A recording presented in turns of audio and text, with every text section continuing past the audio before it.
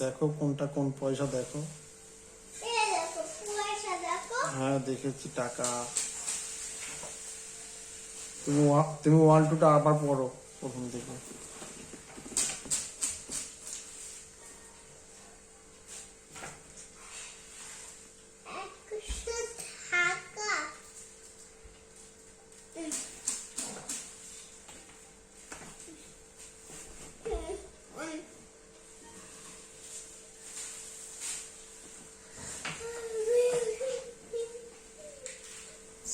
One two পড়ো।